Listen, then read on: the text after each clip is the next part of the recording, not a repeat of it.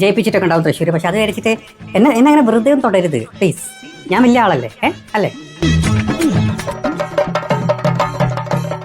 സവർണ്ണ മേധാവിത്വം എന്ന പേരിൽ സുരേഷ് ഗോപിയെ ഇപ്പോൾ എല്ലാവരും കുറ്റം പറഞ്ഞിരിക്കുന്ന ഒരു സംഭവമാണ് നിങ്ങളിപ്പോൾ കേട്ടത്. ഈ വീഡിയോ ക്ലിപ്പിൽ ഒരാളിരുന്ന് സുരേഷ് ഗോപിയെ കുറ്റം പറയുന്നൊരു വീഡിയോ തന്നെയാണ്. അതായത് സവർണ്ണ മേധാവിത്വം, തൊടലും തീണ്ടലും ഒന്നും പറ്റൂല എന്ന രീതിയിൽ ഇദ്ദേഹം വീഡിയോ ചെയ്തിട്ടുണ്ട്. അപ്പം നമുക്ക് ഈ കൃത്യമായിട്ടുള്ള മുഴുവൻ വീഡിയോ ഒന്ന് കണ്ടു നോക്കാം. അതായത് കാര്യങ്ങൾ അപഗ്രഥിക്കുമ്പോൾ ആദ്യം നടന്ന സംഭവം മുതൽ അവസാനം എന്താണ് നടന്നത് എന്നുവരെ കണ്ടാൽ മാത്രമേ നമുക്ക് കൃത്യമായിട്ട് കുറ്റം പറയാനായിട്ട് പറ്റുള്ളൂ. സോ എനിക്ക് ഈ സംഭവത്തിൻ്റെ മുഴുവൻ വീഡിയോ ലഭിക്കുകയുണ്ടായി. എന്തായാലും നമുക്ക് ഓരോ സീനും ഒന്ന് കണ്ടു നോക്കാം. സുരേഷ് ഗോപി ഇങ്ങനെ നടന്നു വരുന്നുണ്ട്. അപ്പോൾ തന്നെ തൊട്ടടുത്ത് നിൽക്കുന്ന ഈ ഒരു വ്യക്തിയെ നമുക്ക് കാണാം.